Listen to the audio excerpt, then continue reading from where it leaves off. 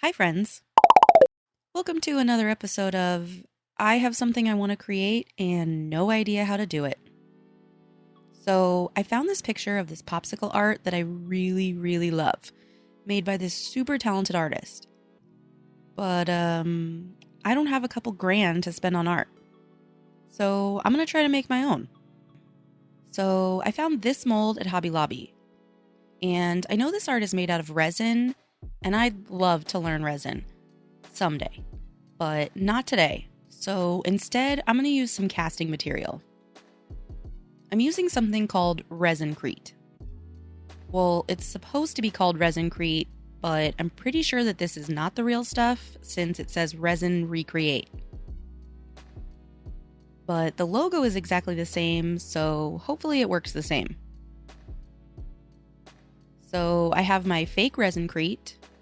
I have a scale to measure it. I have clean water, I have my mold, I have these little silicone cups to mix it in, I have silicone stir sticks, and I have a couple of extra molds in case I have extra mix left over, because I'm not sure exactly how much to make. Resincrete supposedly just needs water mixed in, and it sets up in 30 minutes. I used plaster in a kit once that was pretty similar, so I feel moderately confident about it. So you're supposed to use a 10:3 ratio of powder to water. So I'm going to start by measuring out 70 grams of powder with my teeny tiny spoon, making a giant mess as I go. Ooh, I got so close. Let me just pull out tiny amounts of powder. Yes, I am that person. Ooh, I did it. I got to exactly 70 grams. Okay, so 70 grams of powder would need 21 grams of water. I spent way too long figuring that one out. I'm using a little pipette to add water. Apparently the slowest method possible. And I'm going to mix it until it's the consistency of cake batter. I'm trying to mix it slowly so there's no bubbles. Wow, look at how much that went down. I don't think that's going to be enough for even one popsicle. I probably should have used a bigger container for mixing, but I wanted to be able to clean the container really easily. Oh well, let's pour this in and see. Nope, it didn't fill all the way. Okay, that's just going to be my test one, and I'll see if I can add more later and layer it. So the second time, I mixed 100 grams of powder and 30 grams of water. That math was much easier. And I decided to use a cup for water this time instead of 8,000 pipette squeezes. The second pour filled the popsicle perfectly, so I guess 100 grams of powder is the magic number.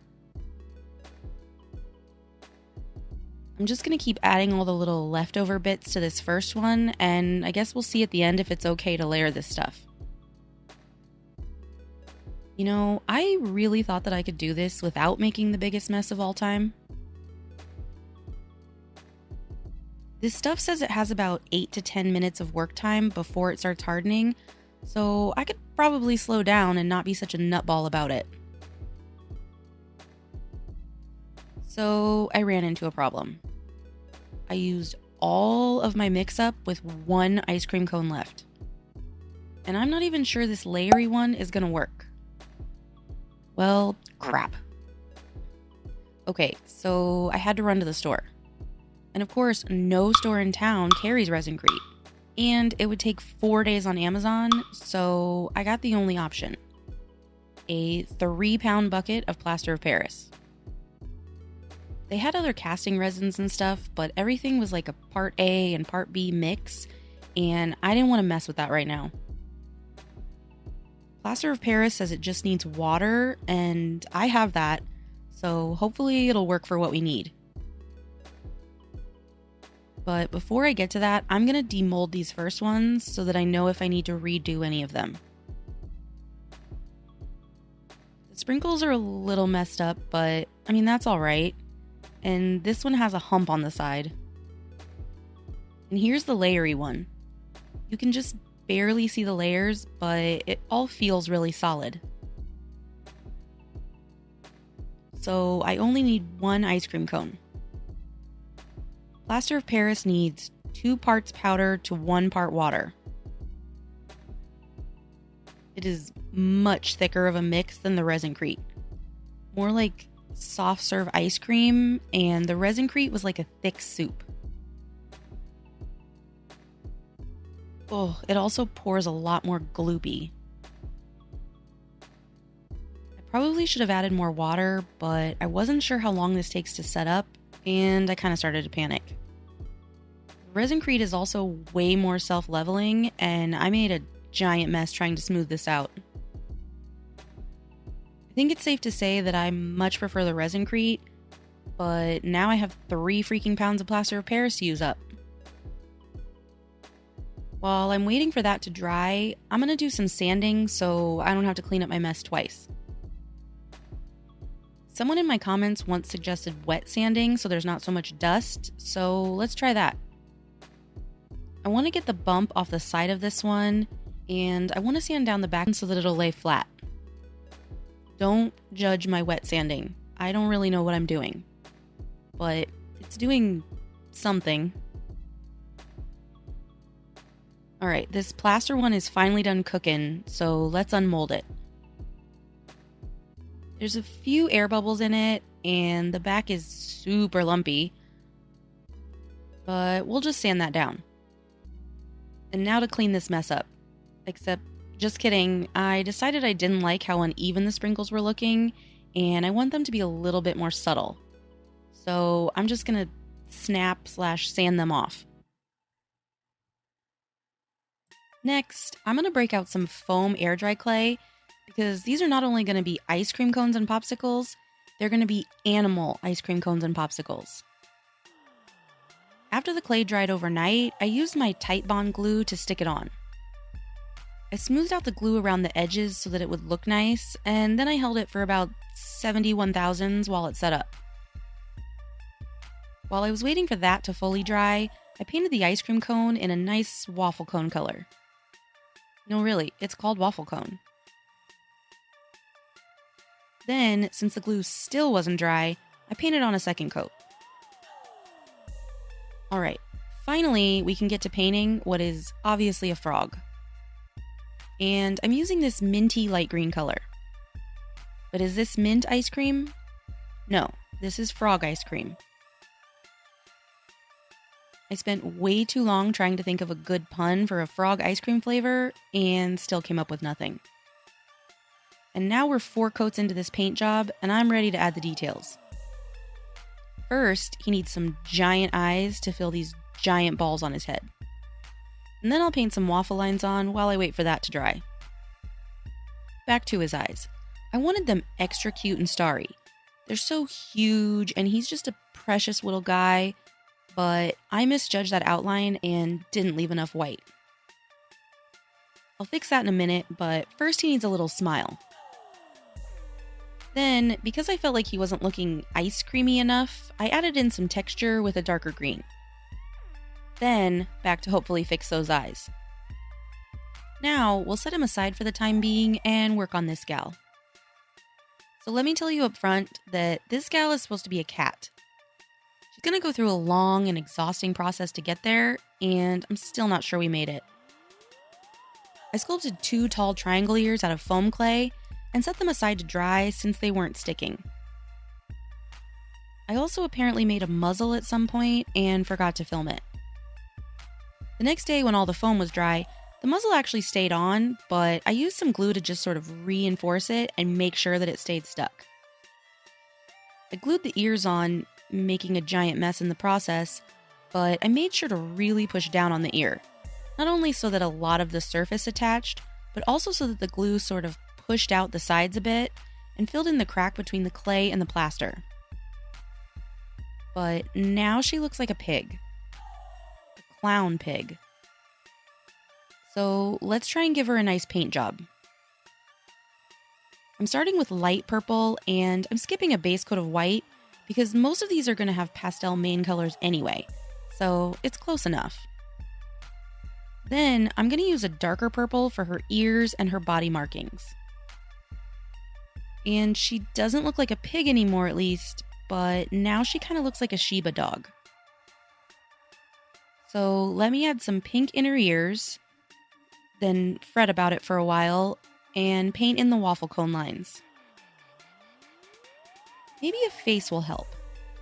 I'll add that little cat face, nose, and mouth that you learn when you're like 5.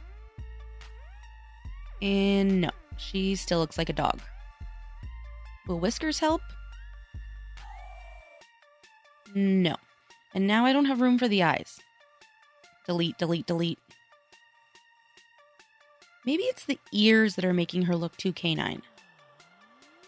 I can't do anything about how ridiculously tall they are, but maybe if I round the inner ear a bit. Or maybe if I shorten the mouth? I don't know what's wrong with her. It's something, but I can't figure it out.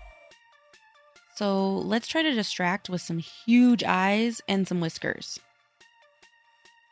Well, now she just looks like a mouse. Dang it. I give up. She is who she is, and we're gonna love her anyway.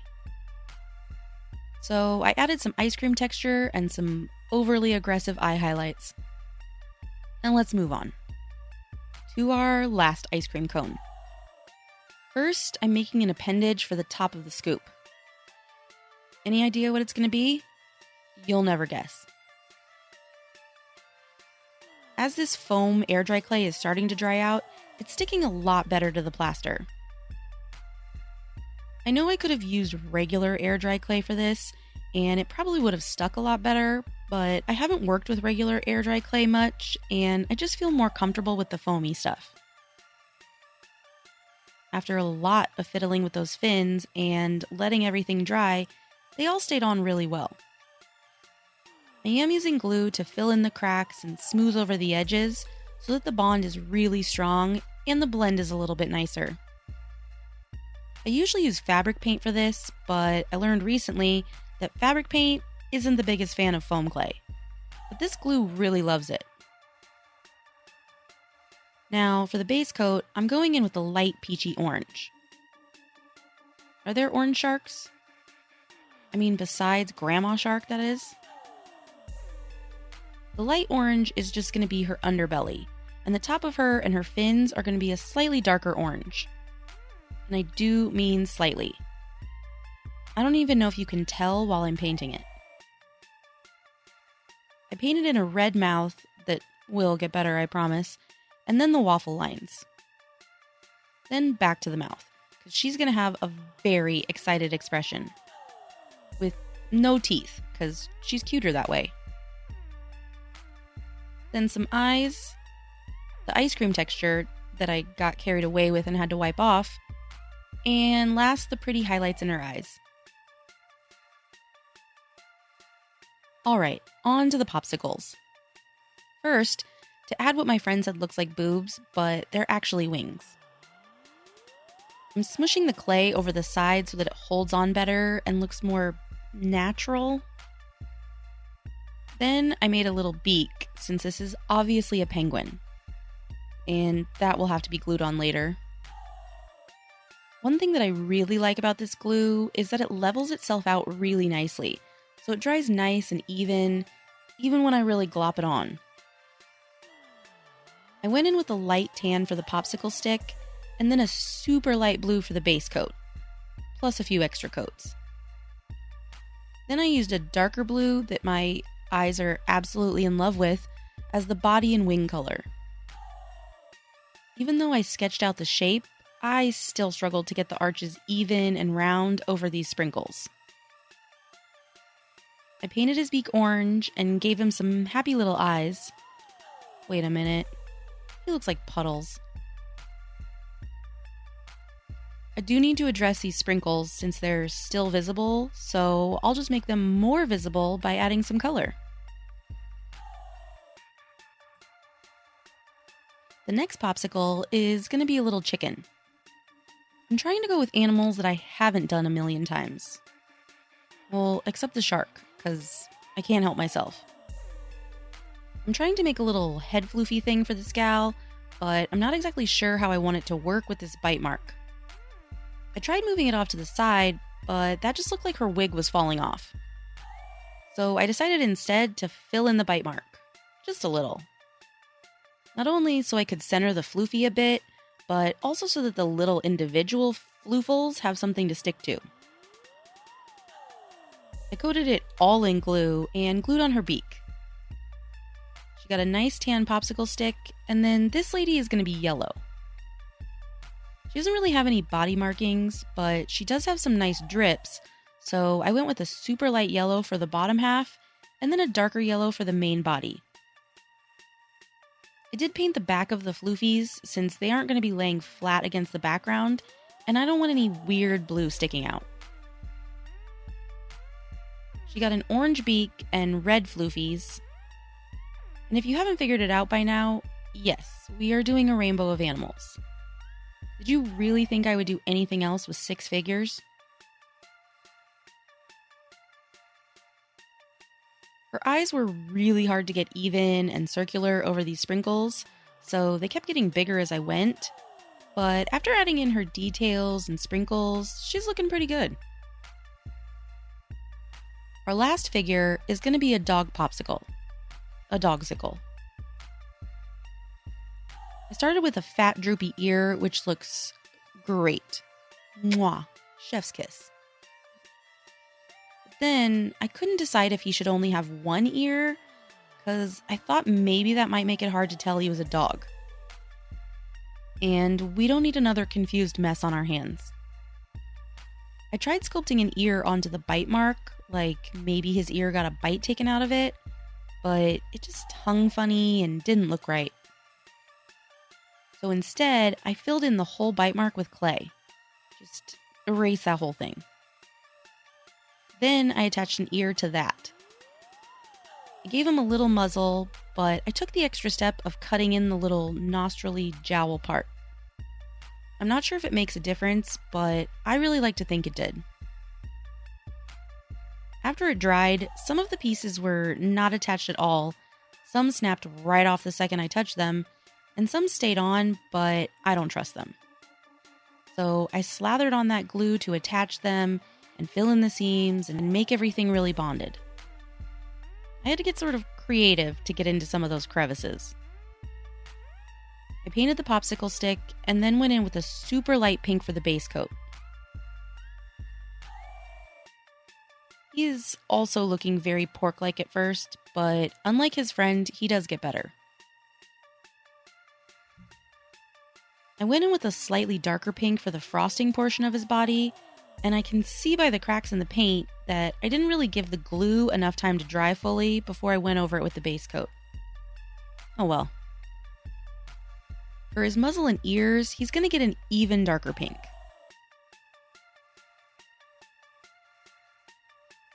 Getting into this tight space for his eyes was not easy, and I kind of left some side swipes with the paint marker, but I eventually got them in there and even. His muzzle is my favorite part. Those little whisker dots are so cute. I touched up those black paint smudges, added sprinkles, and I can't forget the highlights in his eyes. Next, to really make these look fabulous and juicy, I'm going to varnish all of these. And I've had a few comments asking how I varnish them, so I'm going to go a little more in depth. First, this is the varnish that I use. It's Liquitex Gloss Varnish. They have professional and basics, but I just use the basics. For me, what I found is really important is the brush that I use. I like a brush with really fluffy and sort of spread out bristles. I find the ones that are a little stiffer or more condensed tend to smear the paint or leave brush strokes. The hardest part for me is finding one that doesn't lose bristles constantly. The next important thing is that I let my paint dry for at least a day, longer if I can swing it, especially if I've used paint pens for details. Then, for this first coat, I'm just going in with a really thin layer to cover up the paint and seal it in. And I want to try to do as few strokes as possible over any one area so that I don't smear the paint. Once this first coat is dry, you don't have to worry about the paint smearing, and you can brush to your heart's content on the rest of your coats. I usually will brush in all different directions to prevent drips. I let my varnish dry between coats for about an hour or so, but I let the whole thing dry overnight before I do any sort of rough handling. The thing that I love about this varnish is that it's A, insanely shiny, and B, it levels itself out so you can do a bunch of coats and smooth out any texture. I ended up doing 8 coats on these little guys. While those are drying, let's make something for them to attach to. I got this wall-hanging plaque thing at the Goodwill. It had vinyl lettering on it that said, "Cheerleading is my life," and "Cheerleading is not my life," so I took that off. It's just been sitting here waiting for an idea. I am going to remove all of these hooks before I get to work. And the paint, or whatever is over the paint, is pretty shiny. Plus, there's some raised edges where the vinyl was, so I'm going to sand this down a bit. I don't want to paint over the holes, so I stuck some toothpicks in each hole to make sure that they stay open. I slapped on 4 coats of gesso, because I'm just going to paint this white anyway, and I don't like this gesso, so I really want to use it up. After those 4 coats, I did go in with 2 coats of white paint, because even though it looks blinding on camera, there was actually some blue poking through. I went with white since I have a rainbow of figures to make stand out, but plain white is still pretty boring, so I had to throw some sprinkles on there.